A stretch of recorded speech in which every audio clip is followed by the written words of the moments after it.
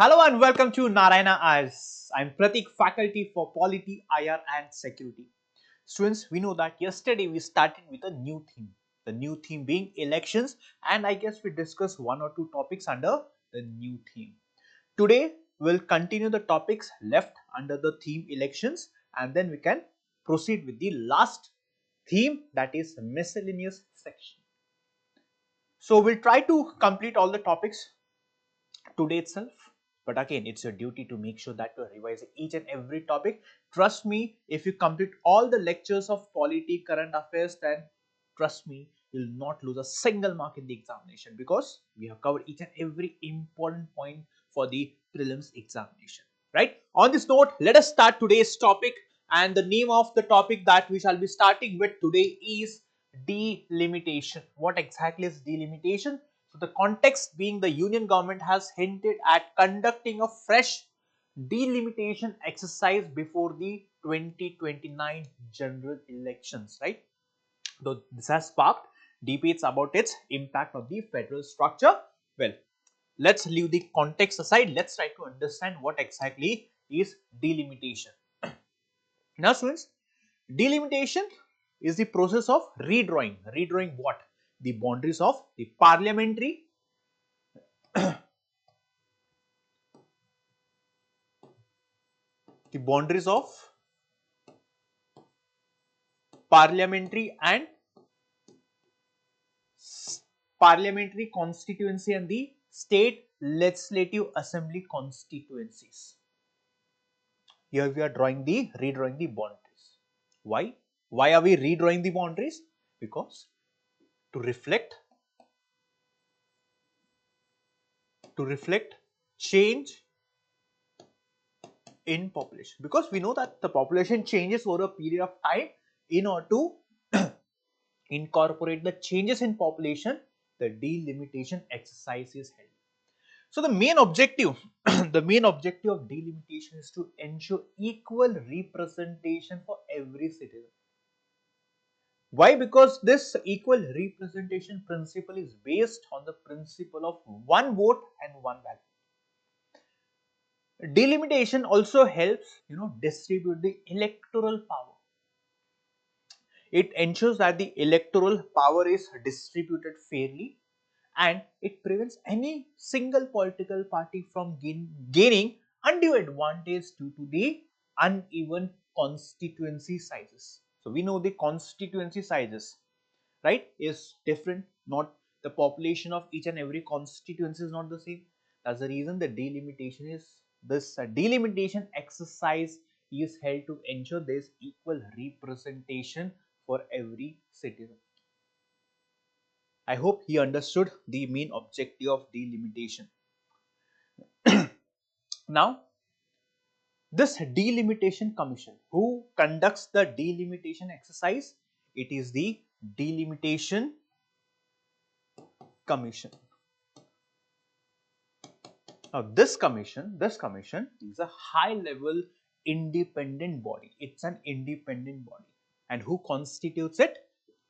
Please remember, this again is a very important point for your prelims. It is the president who constitutes the delimitation commission. So this commission is responsible for carrying the entire delimitation exercise. And this delimitation commission, right, it includes the Supreme Court judge, then the chief election commissioner, and the respective state election commissioners. So one, the Supreme Court judge; the second, the chief election commissioner, and the respective state election commissioners. So these are the points that you need to remember for your examination.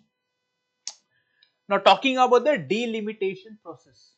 Now, once the delimitation commission finalizes the number of constituencies and the boundaries of the constituencies, they prepare a draft. It's a draft proposal. Now, this draft proposal is kept in the public domain. Why? To receive the feedback from people. The commission holds public sittings to hear the suggestions and objections from the people, and based on this feedback, it may revise, if thinks, it may revise the proposal, and then the final order is then published in the Gazette of India. And let's say, for example, the Delimitation Commission has changed the number and let's say redrawn the constituency boundary of let's say Maharashtra.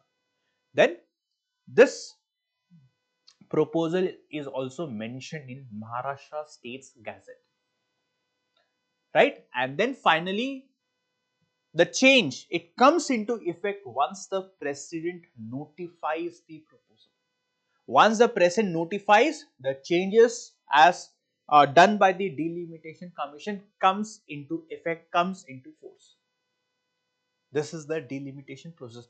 Now talking at the history of delimitation, now see, now despite having conducted 7 census, we have held so far 7 census in our country, India has undertaken only 4 delimitation exercise.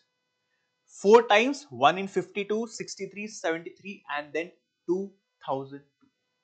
These were the 4 times the delimitation exercise was held. The last delimitation in the year 2002 was based on the 2001 census. Again, each and every point is important for the examination, right? Now, the last delimitation held in the year 2002, it only redrew the boundaries but that did not increase the number of seats. Only they redrew the boundaries to adjust the population or change in population, but they did not increase the number of seats. Why? Because of the 42nd Constitution Amendment Act. Now, this 42nd CA, which was passed in the year 1976, it froze the increase of seats until the 2001 census.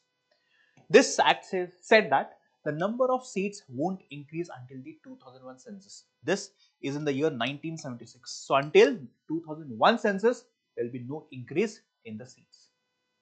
And then again, 84th CAA was passed in the year 2002, that is post the 2001 census. This again extended the freeze until the census of 2026. So, this one again, this postponed to 2002 and this one is postponing to 2026 and we are nearing the year 2026. And why was this freeze put into place? Because to avoid punishing states that have successfully implemented population control policies, like we have the states of Andhra Pradesh, then we have Telangana, then we have Tamil Nadu, Kerala. That's the reason the freezing of seats was put in place through the 42nd and the 84th Constitutional Amendment Act.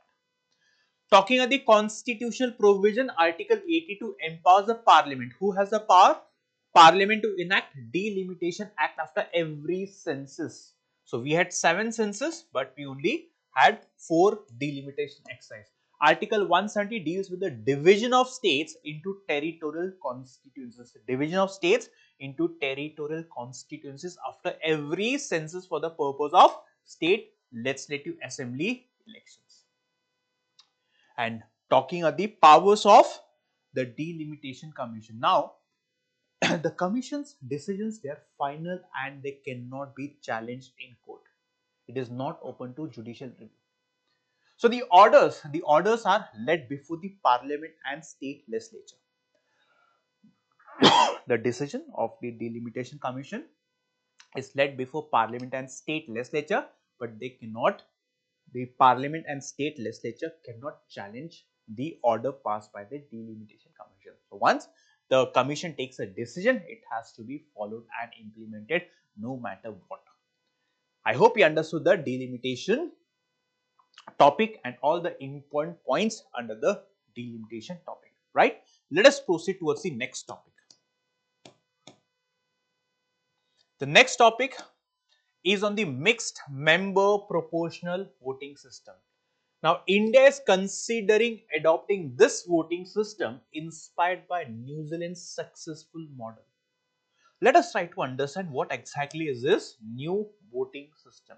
What is the mixed member proportional voting system? Now see, interestingly, this mixed member proportional voting system is a combination of two electoral methods. Combination of two electoral methods. One is the proportional representation that we discussed. This is the voting system that we adopt or we use for the election to the president and vice president. And then we have the traditional constituency based system,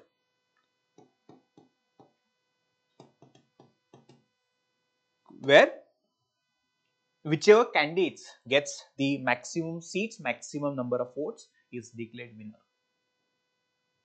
So here in the MMP system, each voter has two votes. We have one vote. In this system, each voter has two votes. So how does it vote? As I told you, each voter it gets two votes. Voters can cast two votes. One for the local candidate and another for the political party. So one is for the local candidate, the other one is for the political party. So two votes, one I have to vote for the local candidate, which is a person. The other one, I cannot vote a person, I have to vote a political party. And the local candidates who win, they enter the parliament directly. They enter, like for example, we know the constituencies, right, that we practice in our country. So whoever wins, they enter the parliament directly. While the party list seats, they are adjusted to ensure proportional representation of all the political parties. One, the local candidates who win, they directly enter the parliament. Then we have the party list seats. So party, depending on the votes it gets, they are allotted seats. Who? The political parties. Now, if I talk about the seat allocation in parliament as followed in New Zealand, because we are trying to implicate or we are trying to, replicate this practice. One is the electorate MPs, one is the electorate. Who are this? These are the local candidates, which means they are directly elected by winning the highest votes in their local constituencies. So people here are voting local candidates. Then the second one is the list of MPs. Party list MPs, which means once the electorate MPs, these electorate MPs are chosen, the remaining seats are filled. How? By the party's list of candidates. And this system ensures that the total number of seats a party gets matches its share of the party vote. Depending on the votes the party gets, the party is allotted specific number of seats. Now the advantage of this system is that there is flexibility in voting. It allows voters to select a local MP from one political party while voting for a different political party for national representation. Like it happens in Delhi. Until the last year in Delhi, people used to vote Aam Aadmi Party for the local issues, and they used to, in the Lok Sabha elections, they used to vote the BJP political party. So this system, it actually encourages diverse political participation, not the members from one political party. And government formation under the MMP, let's say for example, if no single political party wins an outright majority, then the governments are formed how? Through coalitions. And this system promotes negotiations and power sharing instead of dominance of one political party. And then these are the advantages of enhanced accountability. These points you can read by your own from the notes provided in the description. So I want you to go to the advantages. Once you understand, I hope you understood the MMP system. If not, please let me know or please ask in the comment section. Right? Okay. Let us move on to the next topic, which is the vote from home facility. Now, election commission's home voting facility has been implemented in Delhi and Haryana, right? So let us try to understand what exactly is this vote from home facility. Vote from home facility. Now see, This vote from home, again the name indicates that it's a citizen centric initiative, and who has introduced this? Election Commission. Again a very important point for your examination, right? What is the purpose? The purpose is to enhance that people, each and every category section of people are included. People have the access to vote. People have the access to vote. Now, especially this is very important for people having, let's say, logistic challenge, or let's say mobility challenge. Let's say the people with disabilities. And that's the reason, for the first time in the year 2024, the Election Commission of India, in the history of Lok Sabha elections, this facility, vote from home, was extended to whom? Especially people with disabilities as well as senior citizens aged 85 years and above. So this is a very important point for your examination.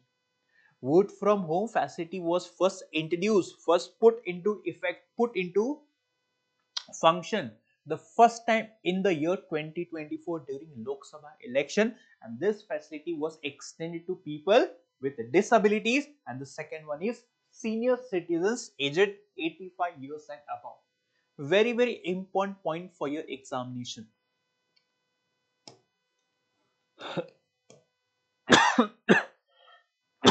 And what is the aim? Purpose of this initiative is to ensure that there's greater voter participation. It allows certain categories of voters to cast their votes without visiting the polling booth station, which means no matter what kind of barrier you have, physical or let's say procedural barrier, this initiative is being, or this initiative takes care of the, let's say, procedural or let's say the physical barriers.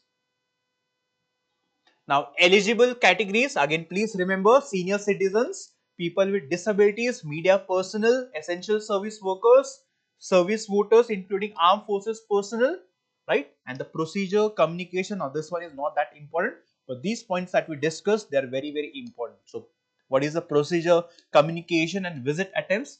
This you can read in the notes, right? Make sure you are downloading the notes, right? Okay. I hope you understood this vote from home facility. Let us proceed towards the next topic. Electoral bonds. Now,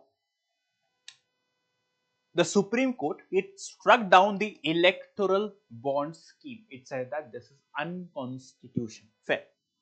Whatever be the context, let us try to understand few basic concepts. First and foremost, what are electoral bonds?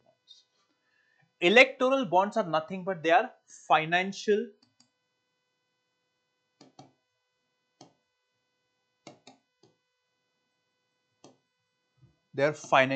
instruments used in India. Why? Why they are used in India? So as to donate money to the political parties. What? To donate money to the political parties. And this idea was first introduced through the Finance Bill of the year 2017. And then the government officially notified the electoral bonds scheme in the year 2018. So this scheme was brought in the year 2018. First, it was introduced through financial bill. Now, what is financial bill? Money bill. Please read the Lakshmikant book. The money bill in Parliament. There is a section called Money Bill, Financial Bill 1, Financial Bill 2. So, I request you to read the difference. So, the electoral bond scheme was introduced through financial bill in the year 2017, and finally in the year 18 it notified as the electoral bond scheme. The purpose of electoral bond scheme was to replace the cash based donations.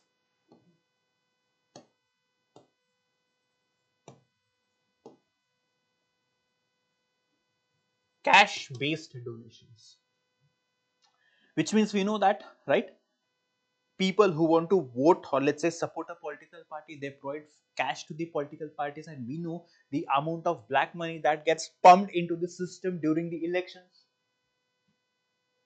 And given that so much black money is used in the elections, the purpose was to replace this cash based donation so that there can be more transparency in political funding.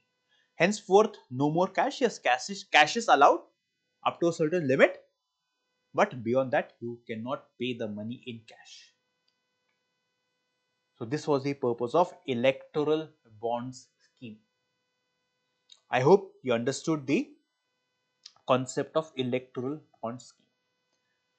Which means, what is the background now? Which means, let's try to understand the situation before the scheme. Now, before the electoral bond scheme, the political parties had to publicly disclose all the donations exceeding 20,000 rupees. So, all the money it receives exceeding 20,000 rupees, they have to disclose it. And then the corporate donations were restricted or limited to 7.5 percentage. 7.5 percentage of their average net profits over the past 3 financial years. So they cannot, donate as much money they want. No, it's limited to 7.5% of the average net profit of the last 3 financial years. Right. Now, what are the key features of the electoral bond scheme? One is the donor eligibility, which means any individual who is an Indian citizen or any organization that is established in India could purchase electoral bonds. So let's say I want to donate money to political party, then I need to purchase electoral bond. So donor eligibility, who can donate? Any Indian citizen or any organization established in India. Then what about the receiver eligibility? The political parties, only political parties that are registered under the RP Act, Registration of People's Act 1950, and they can receive at least one, and not all the political parties. Political parties who receive 1% of the total votes they got in the last Lok Sabha or let's say the state assembly election, they are allowed to receive the donation via electoral bond. So anyone who secures 1% of the total votes in the last Lok Sabha or the state assembly election.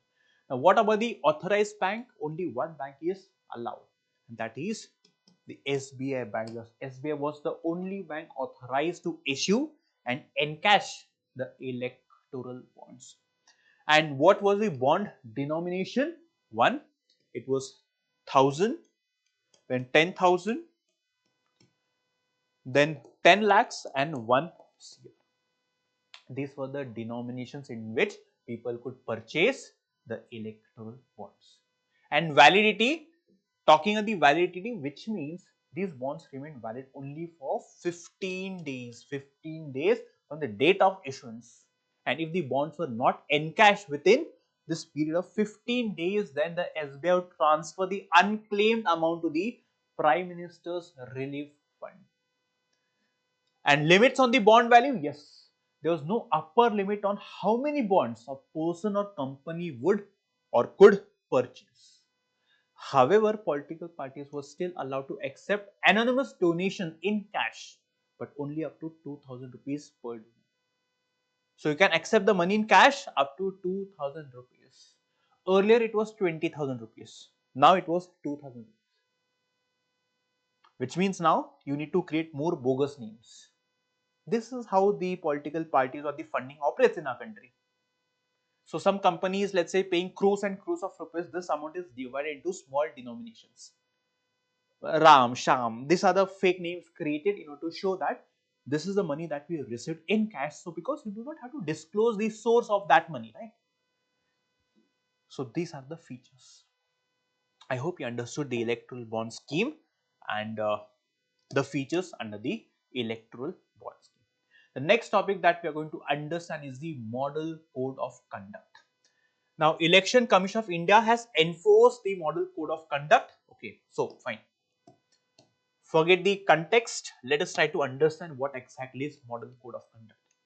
Model Code of Conduct is nothing but it's the guidelines, right? Set of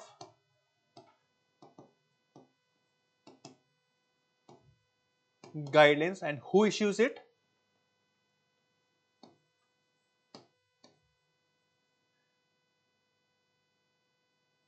By the Election Commission of India. It's a set of guidelines. Why? It's a guideline to regulate the behavior of the political parties and the candidates in the elections. which means the political parties and the candidates who are contesting in the election should behave responsibly. And this model code of conduct, it ensures, right, that elections are free and they are, you know, without any, let's say, uh, without any issues or let's say problems. The elections are free and there's no interference from any, let's say, foreign country or let's say from the government. The election should be free. That's the reason the Election Commission of India says that people have to behave responsibly. The candidates have to behave responsibly. So see, the MCC, the Model Code of Conduct, is not a law. Please remember, it's not a law. But the Model Code of Conduct, it is backed by moral and let's say the political agreement among the political parties, which means there are certain moral values that each and every political party subscribes to, which means you cannot vote, let's say, you cannot ask votes from the people in the name of religion or caste. This goes against the MCC. And the Model Code of Conduct is enforced to the powers given to the Election Commission of India under Article 324 and the RPI Act of 1951. So, Election Commission of India gets the power from RP Act as well as Article 324 to enforce the Model Code of Conduct. And this Model Code of Conduct is, it comes into force from the day the election schedule is announced by the Election Commission of India. The moment the Election Commission announces, the Model Code of Conduct kicks in. And then it continues until the election results are declared. For the first time, the Model Code of Conduct was implemented in the year 1960 during the Kerala State Assembly election, right? So this is what you need to remember. What are the recent updates, changes done to the MCC? Now see, certain new areas or dimensions were brought under the MCC. Why? To ensure the system is more and more transparent. One is the opinion and exit polls. Opinion, who is going to win the elections? Exit polls, after the votes are cast, who is going to win the election? Which means the opinion polls are banned 48 hours before the polling or let's say voting begins. So 48 hours before the voting begins, the opinion, which means the media channel, cannot publish the opinion poll. And the exit polls can only be published after the voting ends in all the phases of the election, not the first phase or the second phase. After the voting ends in each and every phase, then the media channels are free to, publish the exit polls. And this ensures that the voters are not influenced during the, let's say, final stages of the elections or let's say the voting. Then print media advertisement. What are the advertisement? Now, no political advertisements are allowed in newspaper on the polling day or let's say day before the voting. And this helps to avoid last minute, influence on the voters. And what about the government advertisement? Now, the government that is in power can do anything, right, to come back in power. So, on the day of polling, they may announce a new scheme. So, the political leaders and especially the officials of the government cannot appear in the official advertisement during the entire election period. Why? To prevent the misuse of public resources. So, if you see, overall, the Model Code of Conduct, it serves as a very important tool to maintain the integrity of the election process and ensure that there's level playing field for all the political parties in our country, so that no political party, no matter how big or small, is influenced because of the size of the political party. So there's level playing field no matter how big or small you are. The Election Commission of India ensures that you are getting equal opportunity, equal chance to, let's say, contest in the elections and, have a chance of winning the election. So this is the Model Code of Conduct. So again, these are the important rules I I want you to go through the rules for party in power regarding schemes. So again, you can download the notes and quickly go through the rules under the MCC. Next, what is one nation, one election? So the high level committee headed by former president submitted a detailed report on one nation, one election to the president of India. So let us try to understand what exactly is one nation, one election.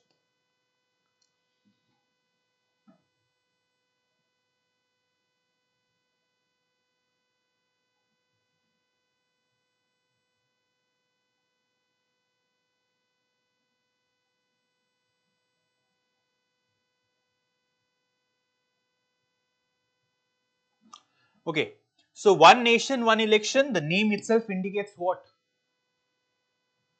So the idea, one nation, it refers to the idea of conducting elections to the Lok Sabha, all the state legislative assemblies, and also both the urban and local bodies, that is panchayats and the municipalities at the same time.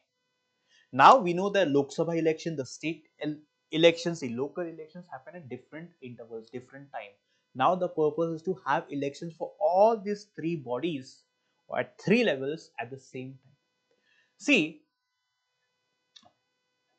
between 1951 to 1967, the elections to the Lok Sabha and all the state assemblies, not the local bodies. Why? Because the local bodies came into the year in the year 1994. So election to the states and the Lok Sabha was held together until 1967. Why? Because the Congress political party was dominating. Now we had, or the country saw different political parties coming, and this cycle of, having elections simultaneous, it broke. Why? Due to the earlier dissolutions of, let's say, some state governments. So the idea of bringing back simultaneous, or let's say coterminous elections, was first proposed by the Election Commission of India. So Election Commission first proposed in the year 1983. Then the Law Commission also supported this proposal in the year 1999. And then again in the 2014 Lok Sabha election, the BJP political party mooted the idea of simultaneous elections, which means it mentioned in the manifesto of the BJP. Now, which are the recommendations given by the high level committee? One, so this high level committee recommended the simultaneous elections in our country. They want that simultaneous election should happen in our country. So first is, they said that we need to amend the constitution, which means it said that we have to address, or we have to, in order to ensure that we have simultaneous elections, we have to amend the constitution. So in the first phase, the Lok Sabha and the state assembly election could be synchronized. In the first phase, you cannot synchronize the local elections. In the first phase, please make sure that you are synchronizing Lok Sabha and the state assembly elections, and then in the second phase, the local body elections would be aligned with the Lok Sabha and the state legislative assembly. So first phase, Lok Sabha and the state assembly. Second phase, the local body with the Lok Sabha and the state assembly. What about the ratification requirement? See, the first phase, where you need to sync or get in sync the Lok Sabha and the state assembly election, does not require the approval from the states. But in the second phase, when you plan to align the local body elections, you need the approval from 50% of the states. So of all the states we have in our country, ratification approval of 50% of states is required. Why? Because this is actually affecting the federal power. The next, unified electoral roll and voter ID, which means the committee proposed that there should be a single electoral roll, single electoral roll and voter ID. And this will be managed by the Election Commission of India, of course, in coordination with the State Election Commission. And also, this also requires approval of half of the states. And then, what if the if no political party secures majority? This is referred to as hung assembly. Now, in this case, the recommendation is to conduct fresh elections only for the remainder of the term and not for full 5 years. So, let's say for example, if the in the course of 5 years, if a government dissolves, loses majority, then fresh elections should be conducted, but the tenure of the new government should only be for the remainder of the time and not for the full 5 years. These are the recommendations. I hope you understood the recommendation of the high level committee. Let us proceed with the next topic, that is allocation of symbols to political parties. Let's give the context. Let's hit or understand the main dimensions in the article. So, what are registered unrecognized political parties? Now, this is something that we already discussed yesterday. So, again, anyone who has revised will be in a position to answer. Which means the recognized unregulated political parties include newly registered political parties. Which means these political parties haven't contested elections since the registration. And also those political parties that fail to meet the required vote share to be recognized as either the national or state political party, which means they have not met the criteria to be recognized as the national or let's say state political party. But they are officially registered. They do not receive full benefits as provided to the state or let's say the national political parties.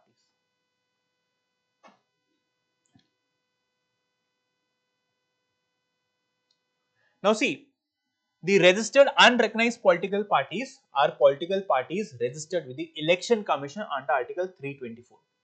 They must apply within 30 days of their formation. So, even if you let's say haven't contested the election, you can still register your political parties with the Election Commission of India. The question is, how are the symbols allotted to the political parties? Now, please remember that the Election Symbols Reservation and Allotment Order 1968 governs how the symbols are allocated. Who governs it? The Election Commission of India. So it divides the symbols into two types. One is the reserved symbols and free symbol. Now this part can be asked in the examination. This part can be asked in the prelims examination. Now talking of the reserved symbols. Now these symbols are given to recognize national or the state political parties like BJP, Aam Aadmi Party. And in case there is a split in the recognized political party, as happened with the Shiv Sena, which is a state political party in Maharashtra, then it is the Election Commission of India who decides which faction of the two factions or three factions will keep the original symbol of the political party. They of course consider all the facts as support, they hear both the sides. Now, decision of the Election Commission of India in regard with allocation of symbol in case of split is final and binding. It cannot be simply challenged. And if there is a split in a registered but unrecognized political party, then the Election Commission of India usually suggests that the factions resolve the matter internally or let's say through the court. So this reserve symbol is for the national or state political party. Free symbols, talking on the free symbols, they are allotted to the registered unrecognized political party based on their let's say the application and commitment. And what is the commitment? That they will contest, field at least 5% of the total candidates in the upcoming state assembly election. And then to receive a common symbol in future elections, common symbol, the registered unrecognized political parties must have secured at least 1% of the vote in the previous state or national, that is Lok Sabha elections. Then the party must notify the Election Commission of India of its preferred symbol. When there is a common symbol, they will then notify the Election Commission of India that this is a symbol that we are preferring. They have to inform this at least 6 months before the notification of the Election Commission of India. So this one is for the registered unrecognized political parties. Reserved symbol is for the recognized state or national political parties.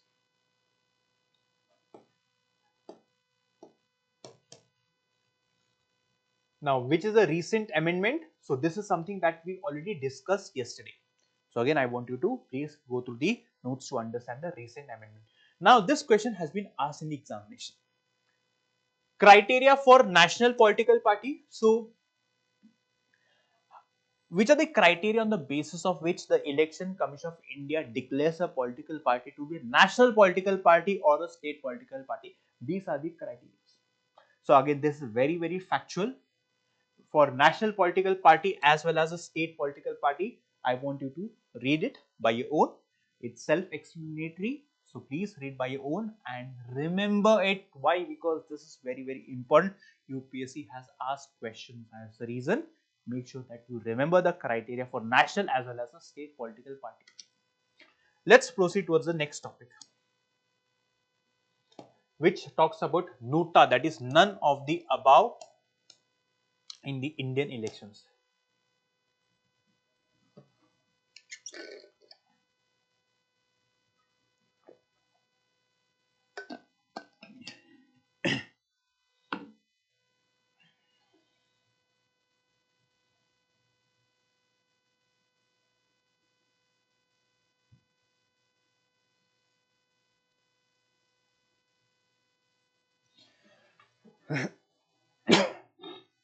The first and foremost is, what is nota?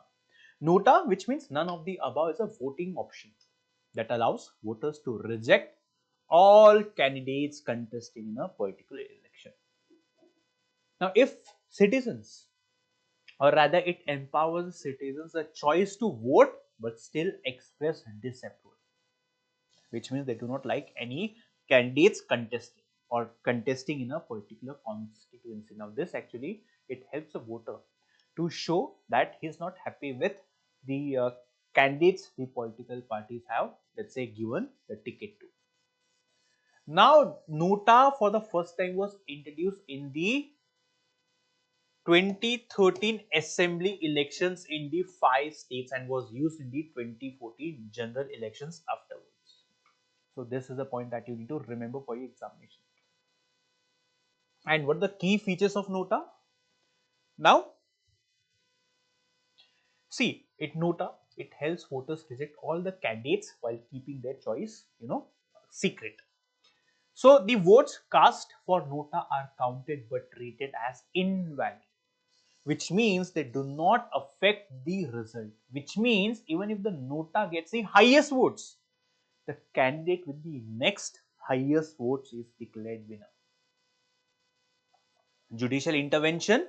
Now, in the 2013, PUCL versus Union of India case, the Supreme Court directed the Election Commission to introduce nota, giving citizens the right to reject all the candidates. That's the reason in the 14 Lok Sabha election, it was used for the first time. And what about the implications of nota? It's positive as well as negative. What is the positive implication? Now, nota, it strengthens the voter empowerment. How? It offers a choice to reject all the candidates, right? And this actually supports the democratic principle of, let's say, democratic principle of choice. Now, a large number of nota votes also sends a very strong message of discontent to the political parties, indicating that people are not satisfied with the candidates the political parties have given the ticket to. And what is the negative implication? It does not affect the outcome of the election. Why? Because it is treated as invalid vote.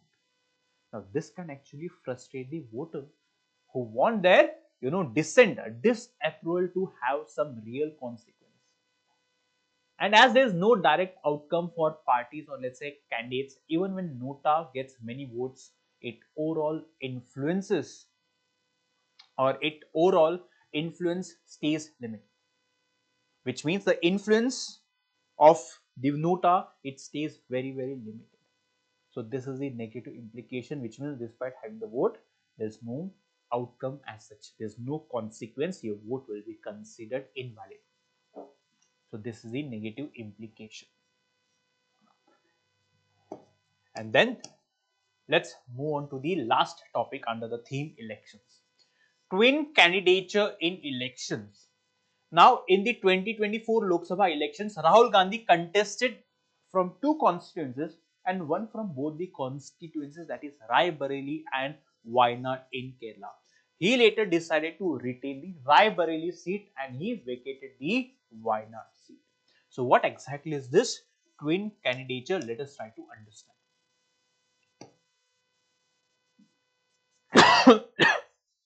If I talk about the twin candidature, which means one person can contest from two constituencies.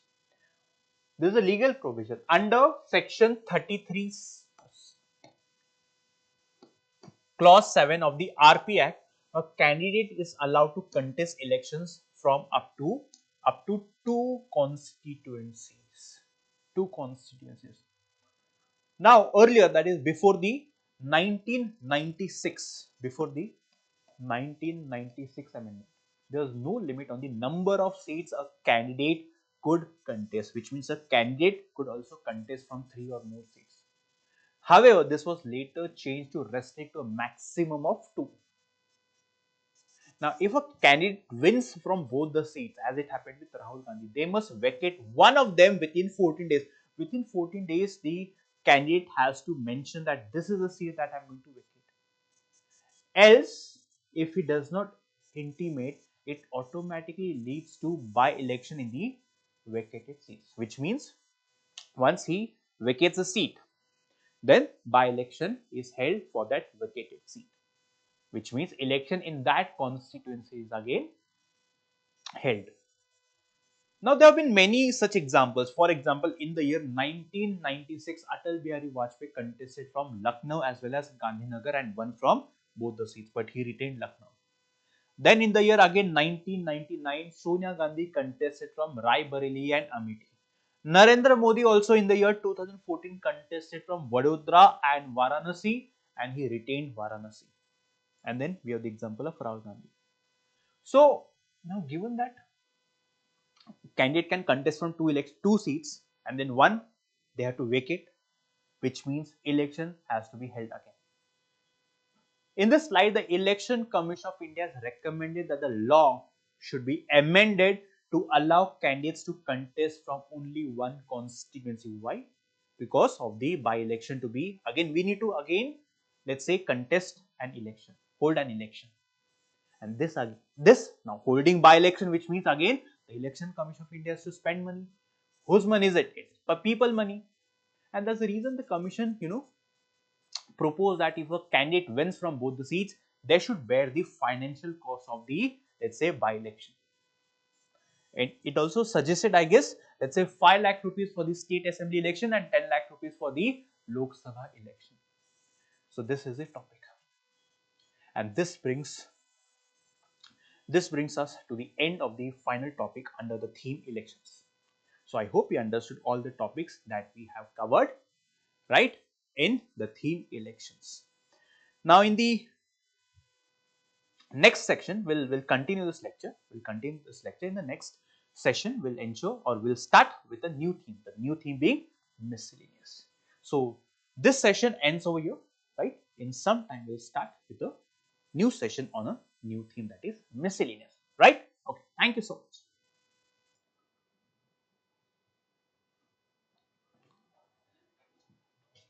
Okay. Hello, students. Welcome back. So we are left with the last theme, that is miscellaneous section, right? So there are close to 14 topics, 15 topics under the new theme, but in this theme I expect you to read few topics by your own. As we have covered all the topics under all the themes except for this one, I hope you're in a position to understand the topics by your own now. Now these topics are not that complicated or let's say difficult as compared to the topics that we have seen before, and that's the reason I expect you to read few of the topics by your own. I hope you will, right? So these are the topics that we shall be discussing. Quickly go through the topics. So 1 and then 15 topics. Let us start with the first topic. And before we start, again, there's an announcement. Narayana IS is soon going to launch 1 year and 2 year prelims cum means integrated program. All those students who are serious about the examination, wants to clear the examination, contribute to the growth of a nation, please scan the QR code available on the screen and our team will get back to you. right? Make sure that you are mentioning uh, or you're calling on the given numbers in case you have any doubt, right? Make sure that you are availing this benefit that we are launching soon, so that you dream of achieving something big in your life, and thus you contribute to the growth of our nation, right? So let us start with the first topic, and the topic is Universal Declaration of Human Rights. What is the context? The year 2023 marks the 75th anniversary of Universal Declaration of Human Rights. So question can be asked on sort of this topic. So Universal Declaration of Human Rights. See, the United Nations Human Declaration was adopted by the UNGA, that is United Nations General Assembly, on 10th December 1948. See, this declaration is considered a foundational document that outlines the basic rights and freedoms that belong to every human being. Doesn't matter which race, which gender, which nationality, which religion, which caste he or she belongs to. There are basic rights which each and every human being should enjoy. So the Universal Declaration of Human Rights, it includes a wide range of essential rights. Which are these rights? Right to life and liberty, freedom from slavery and torture, freedom of opinion and expression, education, right to work with fair condition. And then Nelson Mandela, he highlighted that denying people these basic rights, these basic human rights, is an attack on their humanity and dignity.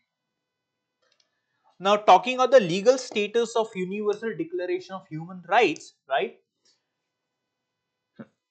Now, the Universal Declaration of Human Rights is not legally binding, but it has inspired many national as well as international treaties, and over time, it has been widely accepted as a global standard for human rights. So, whenever any country is framing a policy or let's say a law on human rights, this is a document that each and every country refers to, or let's say the international treaties refer to. Formation of International Bill of Human Rights. Now, this declaration, along with the International Covenant on Civil and Political Rights and the International Covenant on Economic, Social and Cultural Rights, forms what is known as the International Bill of Human Rights. The Vienna Declaration and the Program for of Action adopted in 1993, it reinforced, strengthened the importance of the declaration. And talking about India, now India actively participated in drafting the declaration and was one of the original founding members and voted in favor of the establishment of the Universal Declaration on Human Rights. To respect the declaration, the Indian Constitution, especially the chapter on fundamental rights, Article 12 to Article 35, reflects the principle of the Universal Declaration. Why? Because it guarantees equality, freedom, protection from exploitation, religious liberty, and most importantly, educational rights, especially for the minorities. So, this is the first topic on Universal Declaration of Human Rights. The next topic talks about the inheritance tax debate. And our senior leader from Congress political party supported the idea of bringing back inheritance tax. Right? So let us try to understand what exactly is inheritance tax. Now see, the inheritance tax is a levy on assets or property that a person receives after the death of another person. So we know inheritance, right? The property of a father is passed down to his son, or let's say daughter. This is what is inheritance. Now the inheritance can be received either through a let's say legal will, or let's say under the personal laws of different religions. The tax is calculated on the value of the inherited assets and is paid by the beneficiary who receives them to the government. So let's say I'm inheriting properties from my father. Now the government is imposing tax on the value of the property I have inherited from my you know father. So this is what one understands by inheritance tax. Now in some countries inheritance tax can be as high as 55 percentage. which means let's say if I'm inheriting the property worth 100 crores, 55% is something that I need to give it to the government. The question is, did India ever have an inheritance tax? Yes, India had. So India had a form of inheritance tax earlier, which was known as the estate duty. What? Estate duty. Now, this was introduced for the first time in the year 1953. Now, this tax is applied to the principal value of the estate that exceeded 1 lakh, and then I guess it also followed, yes, it followed the progressive tax rate ranging from 5% to 40% for the properties valued over 20 lakh. So, if the property value is more, the tax rate will be more. But this, estate duty was abolished in the year 1985 by the Rajiv Gandhi government. At present, India does not levy any tax on any inherited property. So, this is something that you need to remember for your prelims examination. India has no inheritance tax, but India had inheritance tax in the past. So, this type of questions can again be asked in the examination. These are the countries that have or that levy inheritance tax on the people of their country. Next, what exactly is this egg shell skull rule? Now, a simple question can be asked. The eggshell skull rule refers to which of the following four options? So let's try to understand what exactly is this. The Supreme Court recently restored the 5 lakh compensation that had originally been awarded by the District Consumer Forum in a case of medical negligence. Forget the context. Let us focus on the case background, the meaning of the rule, and an example. Now, what was the case background? See, this case actually involved Jyoti Devi. This lady, she underwent a operation to remove, I think, appendix, but she continued experiencing pain due to, let's say, something which was present in her body which the doctors failed to remove it, and this was causing a lot of pain. And then she complained. Then the District Consumer Forum awarded 5 lakh compensation, but this amount was reduced. This amount was reduced by the State Forum and later only partially restored by the National Consumer Forum, which means the District Forum awarded 5 lakh compensation, the State Forum reduced this amount, the National Forum partially restored the amount which the State Forum had reduced. Forget.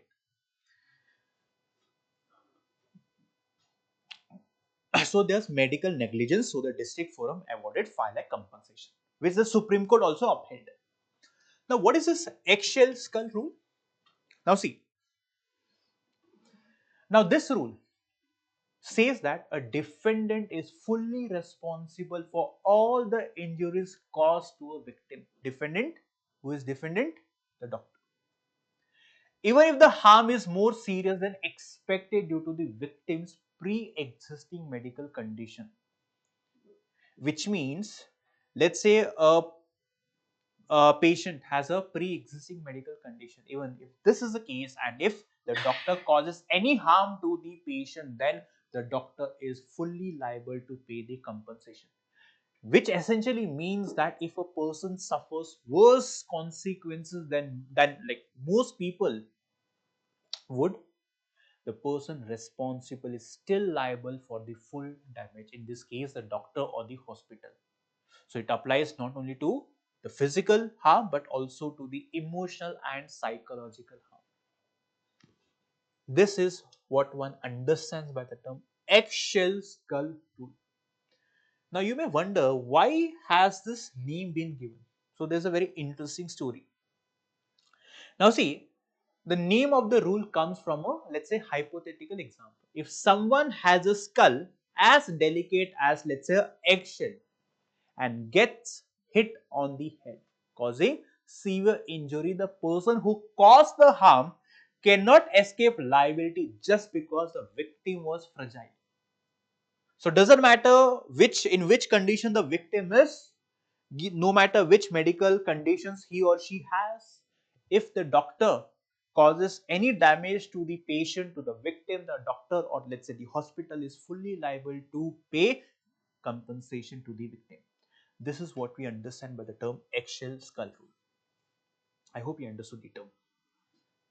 So again, I hope you understood the term. So question can be asked, so you should be prepared.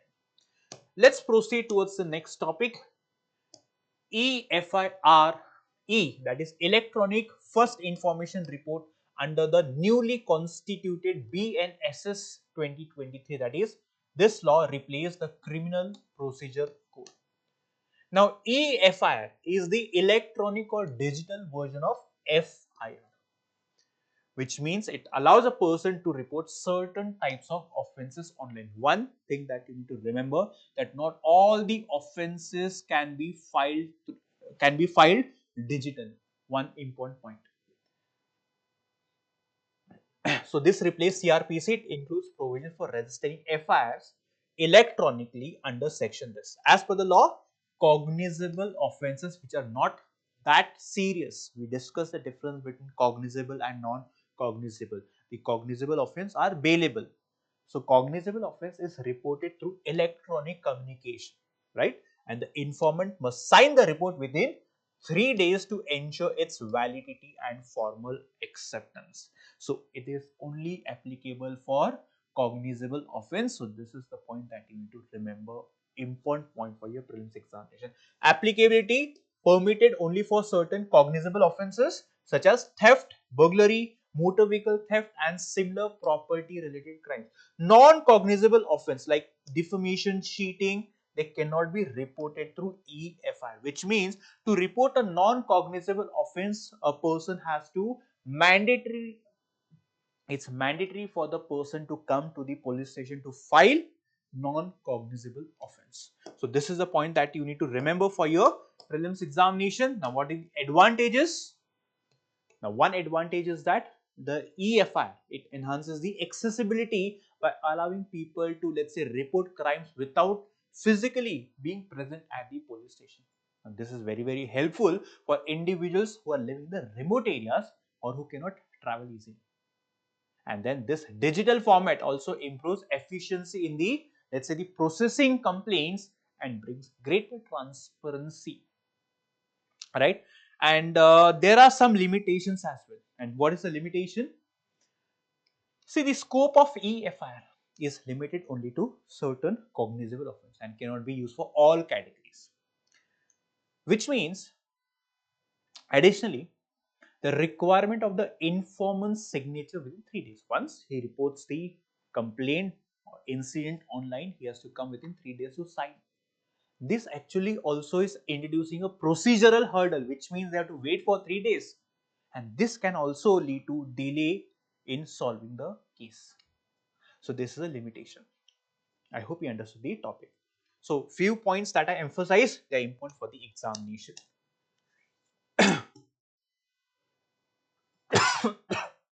Next is the foreigners tribunals in India, role, function and amendments.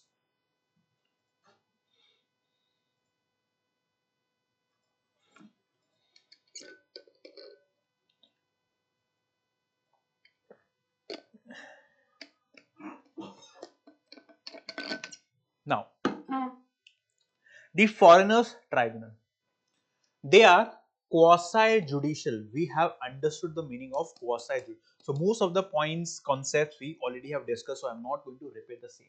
They are quasi-judicial bodies. They are constituted under the Foreigners Tribunals Order 1964, and this order was framed under Section 3 of the Foreigners Act of 1946.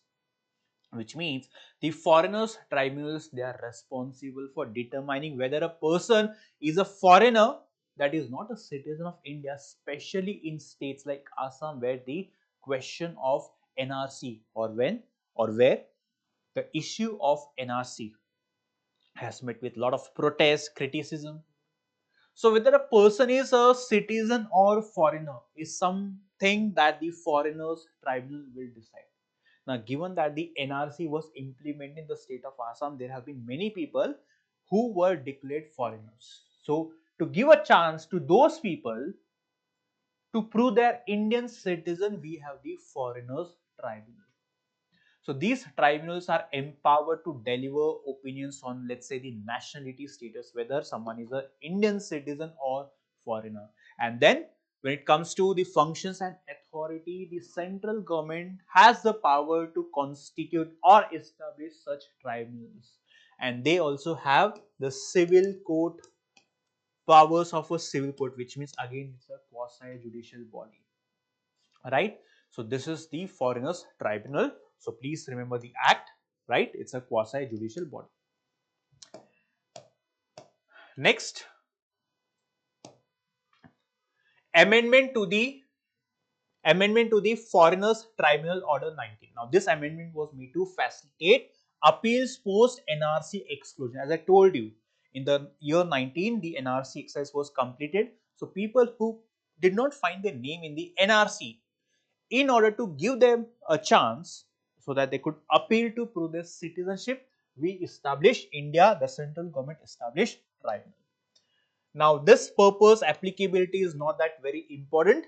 Now empowering individuals, which means they can approach the tribunals directly, right? So this is something that you can read by your own, not that very important for the examination, but still have a quickly glance or have a glance over these points. Next topic. India's under trial prisoners. The question is, who are the under trial prisoners?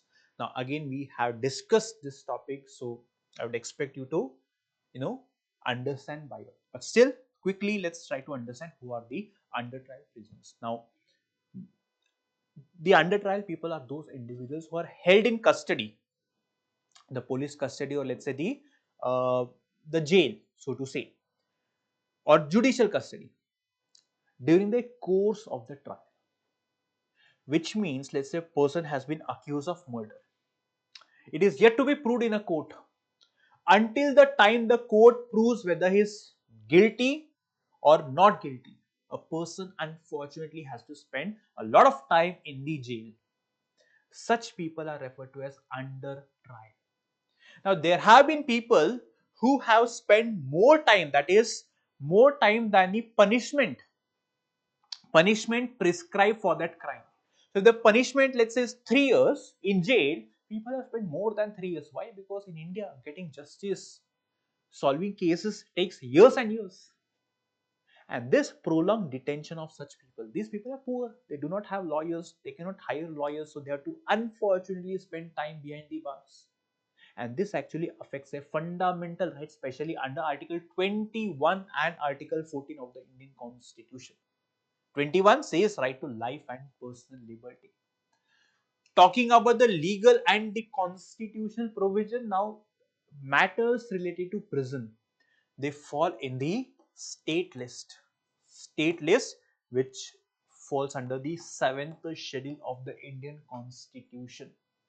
And then the Modern Prison Act 2023.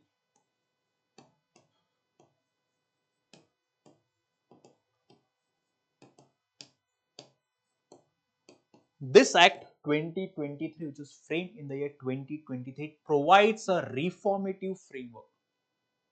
It aims to improve the treatment of under trials and modernize the prison administration, which essentially means that punishment, that is spending time in jail, working in the jail, is not the only way to punish. Reformative, which means a person can be subjected to do community work so that he sort of instills the responsibility of the community, and this helps a person to become more mature, and then he can be brought back into the mainstream society. Regarding the statutory safeguards under the newly constituted BNSS, now section 497, which replaced the CRPC Act, it mandates, or this newly constituted section, it mandates release of the under trial if the under trial has spent half of the maximum sentence as an under trial and is not charged with offenses punishable by death or life imprisonment. Which means, let's say for example, a person has, uh, let's say a person is accused of robbery, and the punishment for which is 5 years. And if the person has spent more than, let's say, 2.5 years in the jail, then this section mandates that this person has to be set free. Why? Because the trial is taking a lot of time, and it is the let's say a responsibility of the state to ensure that the trial happens as quick as possible, and as the state is responsible, so this section says that a person who has spent more than half of the time in jail should be released.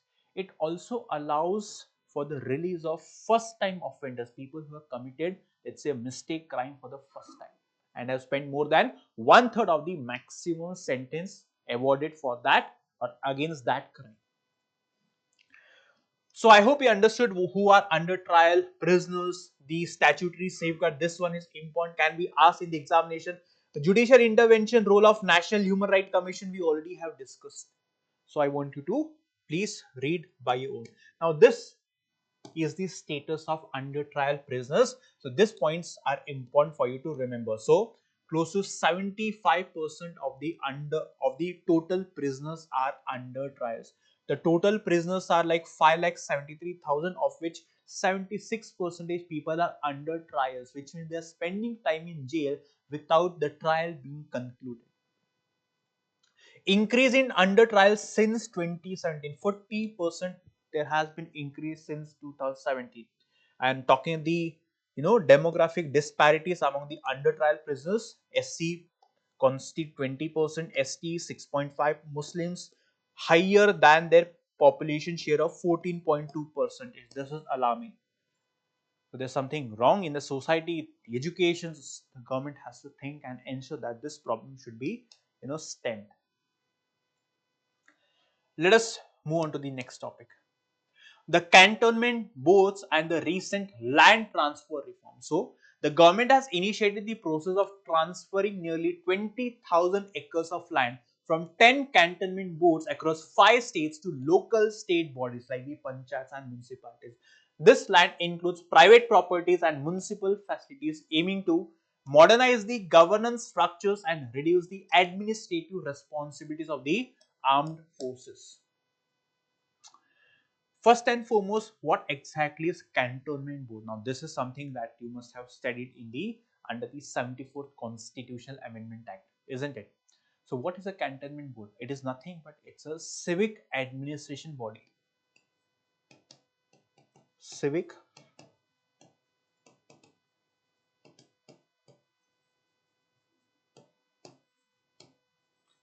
It's a civic administration body.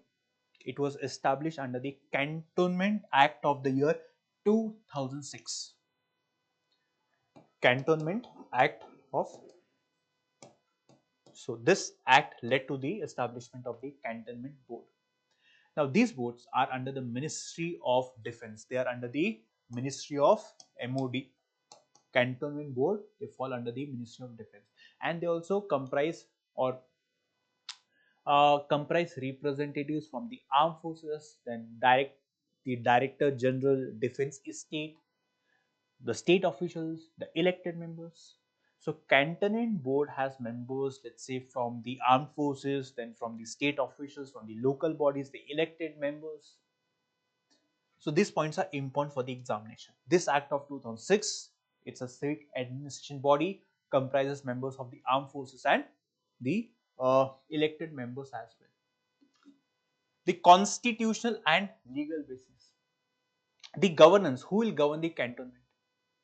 And let's say the housing, it falls within the union list. It falls within the union list under the 7th schedule.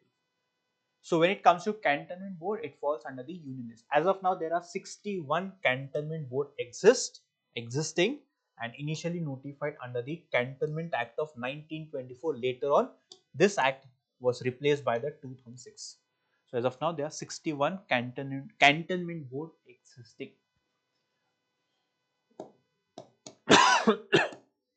Categories of cantonments. These are categorized into 4 types based on the population size of the cantonment area. They serve as green zones, combining environmental conservation with civic responsibilities despite facing limitations. Right? Now, what is this land ownership and control? What exactly is this issue? See, the land with the cantonment is owned either by the armed forces or the central government. One important point for examination. It is either owned by the armed forces or the central government.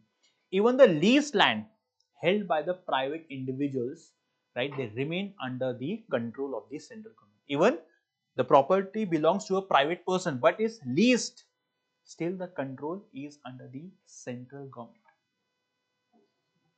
And what is the purpose of the ongoing reform where the government has transferred the land, let's say, to the local bodies? See, the purpose of the reform is to, let's say, shift the governance responsibilities to the state level local bodies. This actually falls in the line of, let's say, modern municipal governance system. It ensures that, or you see here, that the responsibility, one experiences that the responsibility of the military is being reduced. Why? Because the cantonment board, right? The armed forces are involved. Now, armed forces, is it the duty of the armed forces to look after the governance? No. This is the, let's say, policy that the Britishers had, devised. But now we are actually moving out of the colonial fold. That's the reason we are shifting the responsibility to the local bodies. Now, which are the cantonment which are affected? This you can read by your own.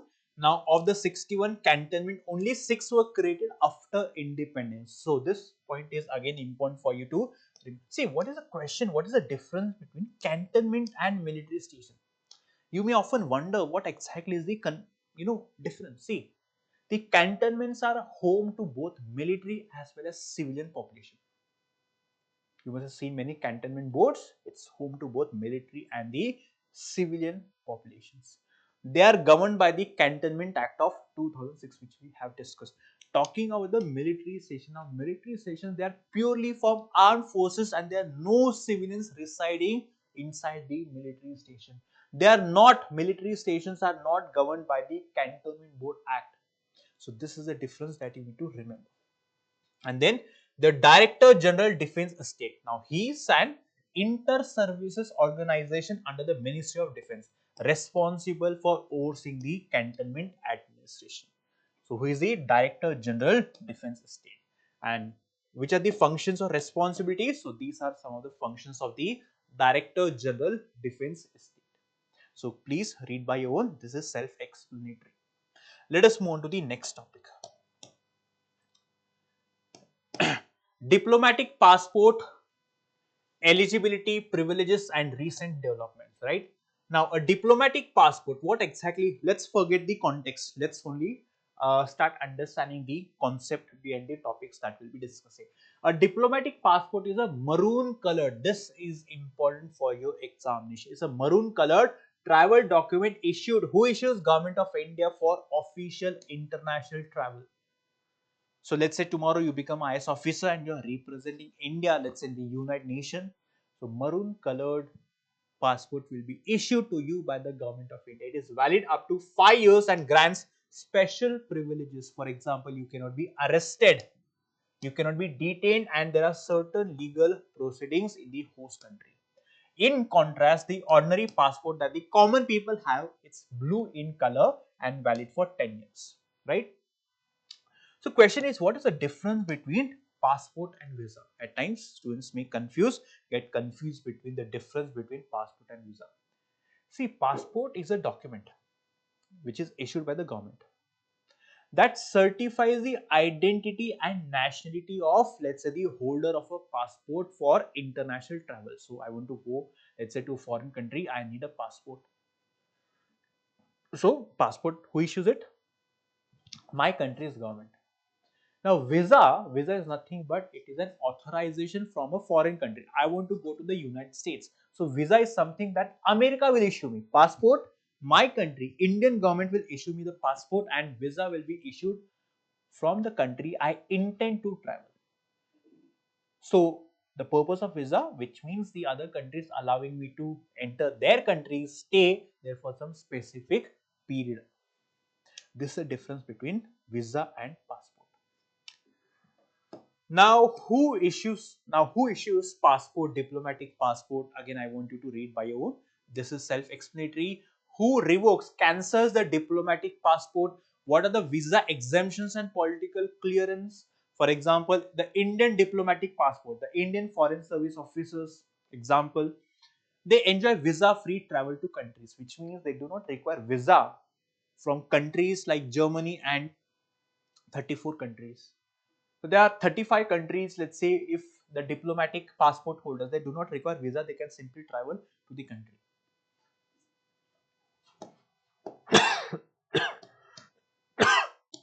Now this is the ordinary passport that the common people have, the official passport, white colored, the immigration check post, the e-passport, the Tatkal passport. So these are some things that you can read what is it about eligibility criteria, validity, right? So official passport, the government officials on official duty. So if you are going on a, let's say, government work, then this official passport, which is white in color, will be issued to you. Right? So this is something that I want you to read by your. Let us move on to the next topic. The Khap Panchayat system in India.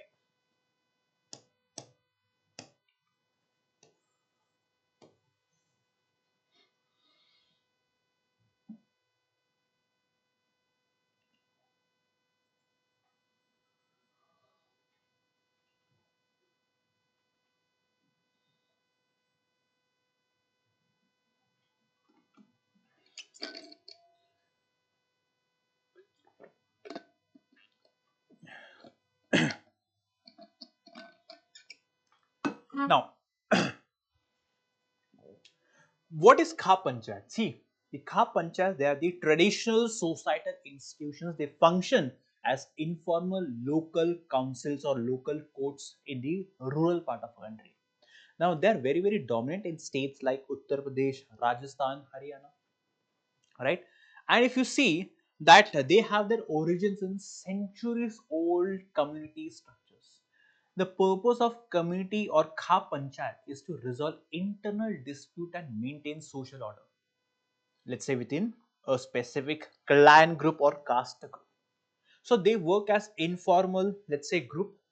If there are any issues within a clan, within a caste, so Kha Panchayats are responsible to to resolve the dispute. Kha Panchayat, it consists of the elderly people of that community. And what is the function? The function being they serve as conflict resolution mechanism. Now they are seen as collective of village, let's say elders. They offer mediation and solutions based on customary practices, or let's say the community traditions and practices which have been going on for years. Now this Kha Panchayat system was existing before independence, when the formal legal mechanism was absent, when there were no courts, no laws. So such type of system was existing to regulate the people of their community or clan. But in recent times, the controversy being that in recent time the Kha Panchayats have, let's say, drawn national attention, criticism. Why? Because of the way they have been enforcing some very old, very regressive social practices. For example, they oppose the, when two people from different castes are married, intercaste marriages, the same gotra marriages is something that they oppose. So again, the constitution allows people to marry, doesn't matter which religion or caste he or she is from. So which means they're actually operating outside the constitution and legal framework. And the decisions that they take, it is not, or the law does not support the decisions that these people take.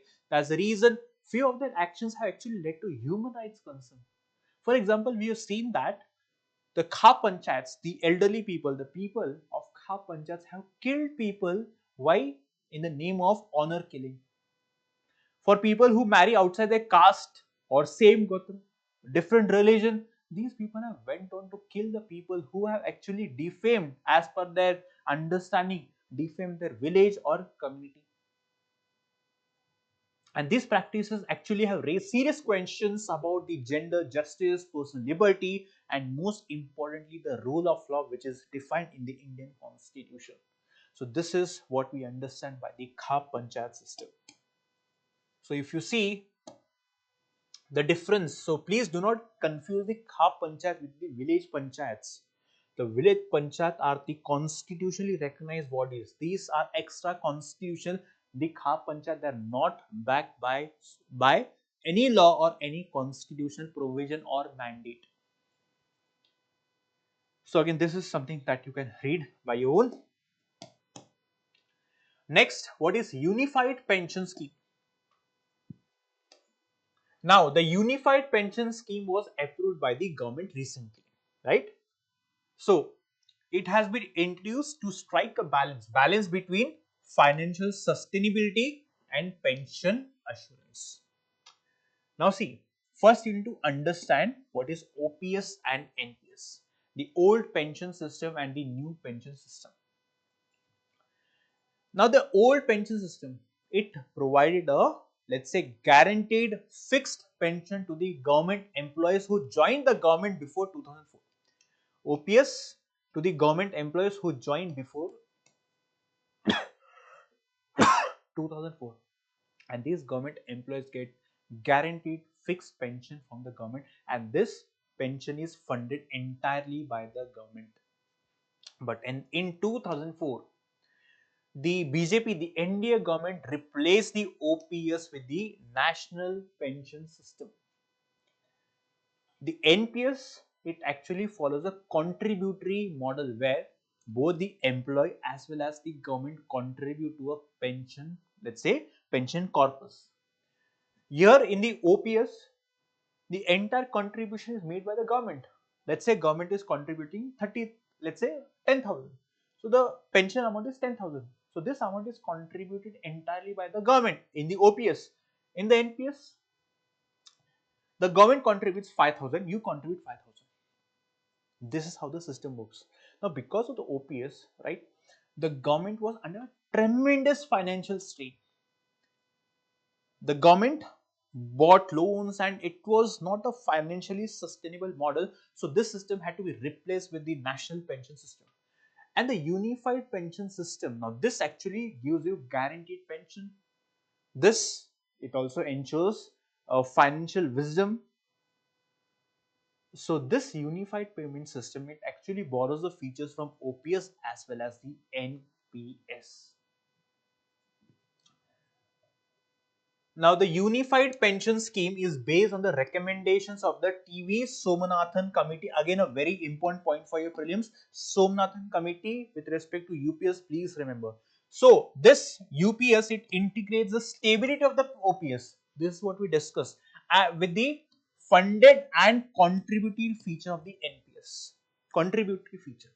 The aim is to ensure assured pension while maintaining fiscal discipline, which means the government should not be under tremendous financial burden.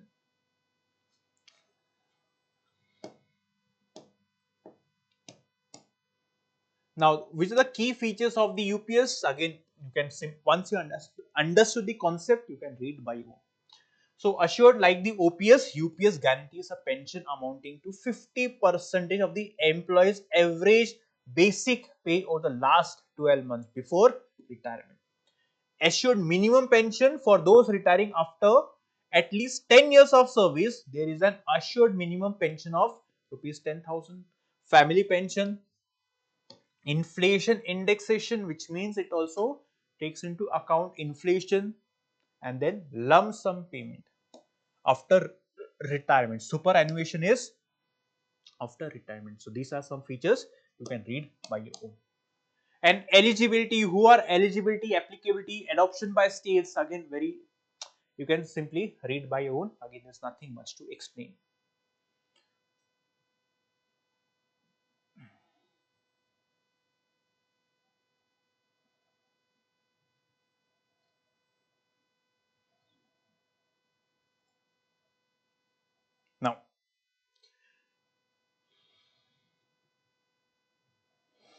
Now next is the APAR ID system. What is APAR stands for? The Automated Permanent Academic Account Registry is newly introduced digital identity initiative for students in India. In response to its rollout, several state governments have asked schools to obtain parental consent for the creation of APAR IDs. This initiative aligns with One Nation, One Student ID. Again, can be asked in the examination, the APAR ID system. So what is the objective of APAR ID? Which means everyone will have one APAR ID, every student. The aim is to provide each student with a unique lifelong identification number like we have the Aadhaar number. And this actually allows students to track the academic progress from pre-primary education to higher education. So this covers pre-primary to higher, again an important point for your prelims examination. So each and every record will be stored in the digital medium. There will be a digital record of a student's entire academic journey. This is what APAR stands for. Implementation, the Ministry of Education is responsible, right? Voluntary nature, which means it is not mandatory, which means the registration, if a student wants to register, it is completely voluntary and not mandatory for the students. And then schools are also required to obtain, consent from the parents before generating the ID for that particular student. And do you think there are benefits of this scheme? Of course. It allows the government to actually collect and analyze key indicators such as literacy levels, dropout rates, learning outcomes, so that this helps government to frame the policies in a better and effective manner. Then talking about data authenticity. Now, only first party issuers such as the examinations boards, the education institutions can upload the credits of a particular student in his, let's say, system. And this actually ensures the credibility of records. So these are the benefits of the APAR ID. I hope you have understood APAR ID. So what exactly is this ID, whether it's mandatory, voluntary, ministry, these are the important points for you to remember for the examination. Let us move on to the next topic. We already have covered right to information. Here the government says that we are excluding this institution from the RTA, which means people of a country cannot ask information about this computer emergency response team.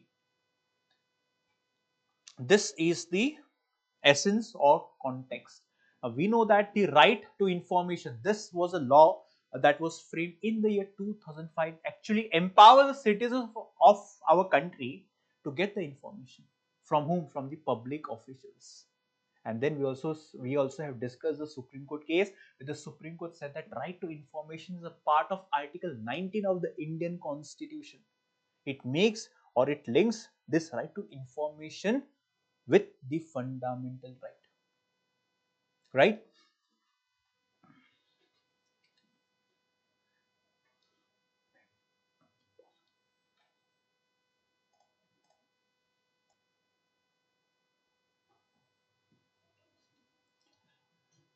So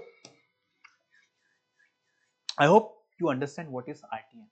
Now section 24, exemption of security and intelligence agencies. We already have discussed the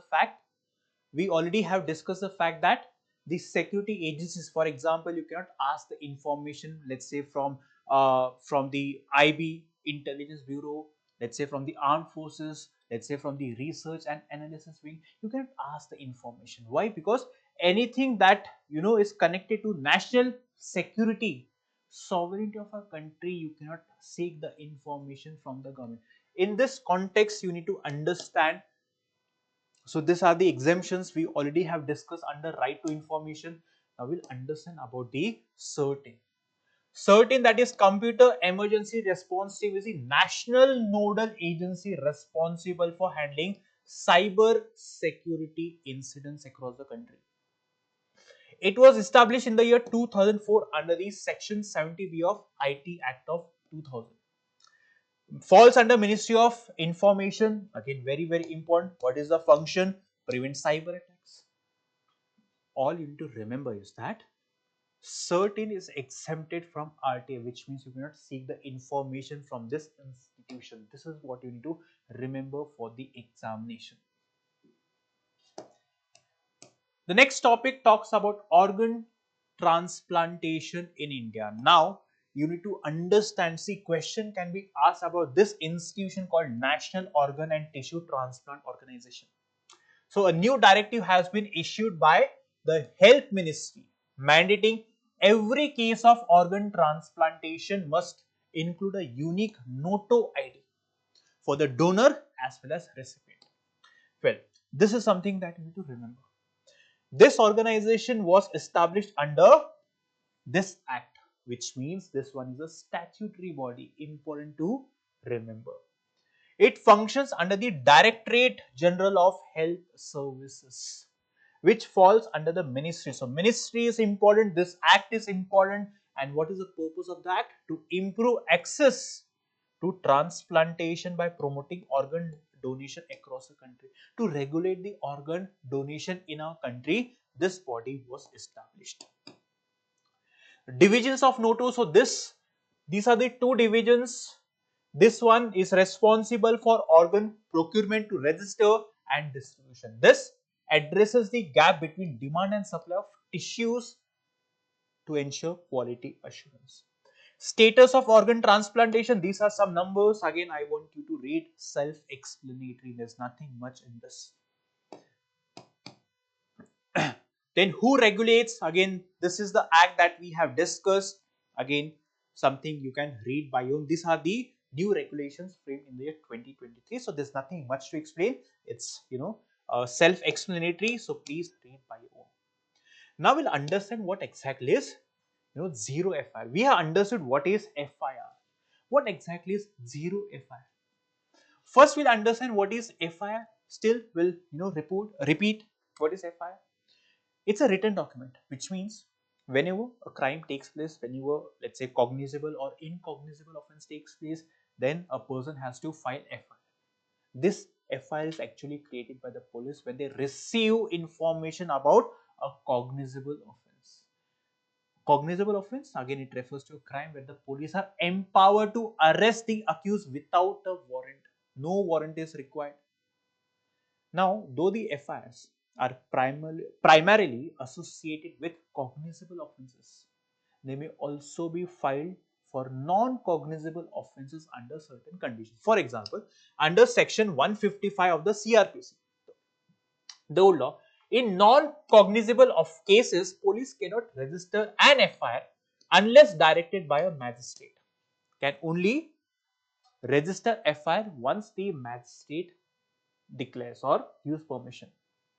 As per section 154 of CRPC, the registration of an FIR marks the beginning of the only once the FIR is issued, the investigation begins. And as per section 166, any public servant who fails to register an FIR will be punished for 2 years of imprisonment. Which means whenever crime takes place, you go to the police station, you file a written complaint. This is FIR. It is duty bound for the police officer to file the FIR. Then what is zero FIR? What is zero FIR? Now zero FIR, which means it's a type of FIR that which means any police station can register regardless of the jurisdiction. For example, as per the original law, if a crime takes place at a particular place, then you need to report in the police station in which that area falls under. But here zero FIR, which means any police station can register no matter what the jurisdiction is.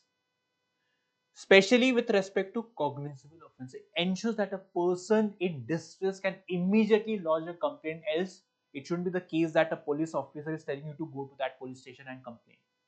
Which means zero FIR, which means you can lodge a complaint from any police station for the cognizable offense. And the main objective of zero FIR is to allow victims, especially of grave crime like murder or rape, especially women and children, to file a complaint promptly, even if the police station does not have the jurisdiction of the place in which the incident has occurred.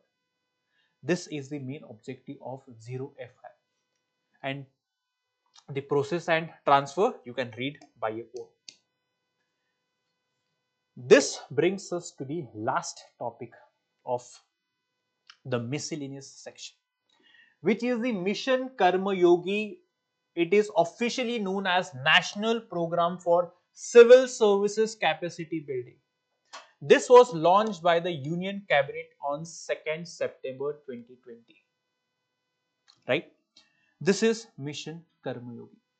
Now, what is the purpose? It is aimed at transforming the India's civil services by enhancing the efficiency. We know that the civil servants, we often hear about the inefficiency that has creeped into the system. The purpose of this mission is to transform their efficiency, or transform how? By enhancing their efficiency from effect and effectiveness through competency based training and digital learning. So what is this platform? This platform can be asked in the examination. So we'll also discuss about this platform. The program is designed to benefit 46. Again, this number is not important. So let us try to understand the essence.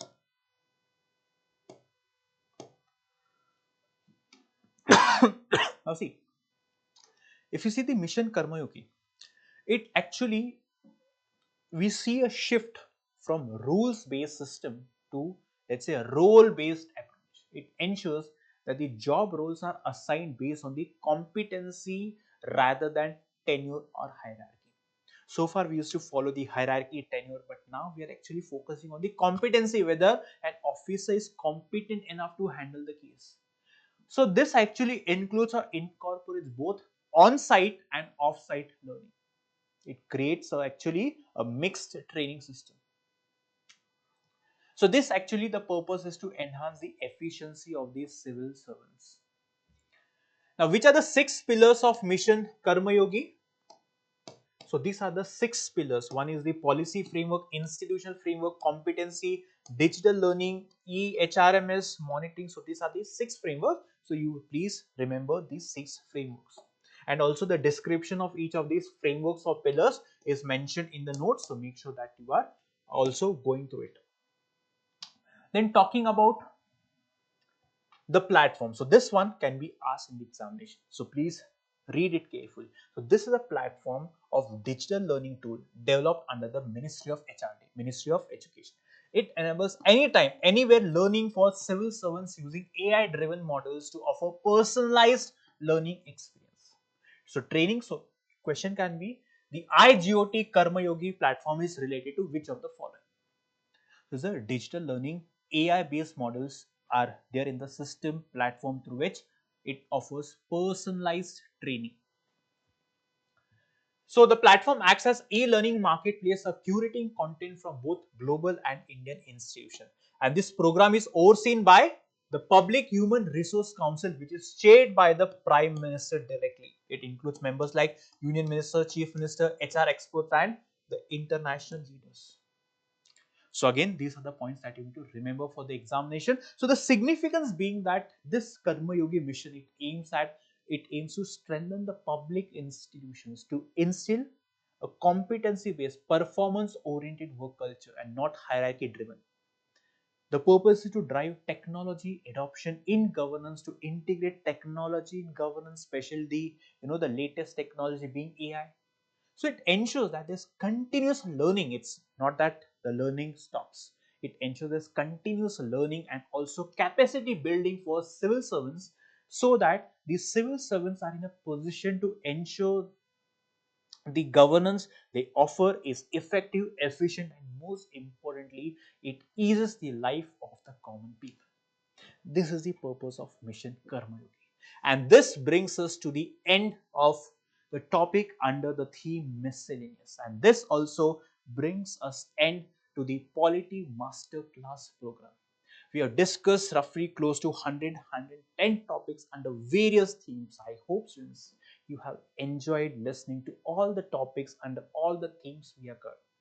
All I can expect from you is to download the notes, ensure that you are revising the topics wherever I emphasize. Please make sure that when you download the copy and the point where I emphasize, please put a star mark so that before the prelims examination you focus on those keywords, so that you revise again and again, so that it instills in your mind and it helps you to recall in the examination.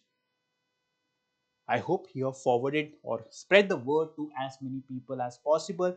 Again, people who are requiring or who are in need of quality current affairs lecture, please refer them to our channel. Here we are providing this service absolutely free of cost. The purpose is to only help the aspirants so that the aspirants get good marks in the prelims. Help our program helps the students to clear the prelims examination, which I consider is the toughest level in the UPSC journey, more than mains and interview. So I hope you enjoyed watching all the topics that we have discussed. Thank you so much for watching, and before I call it a wrap, make sure you're liking, you're subscribing and spreading the word to as many people as possible. Thank you once again for watching.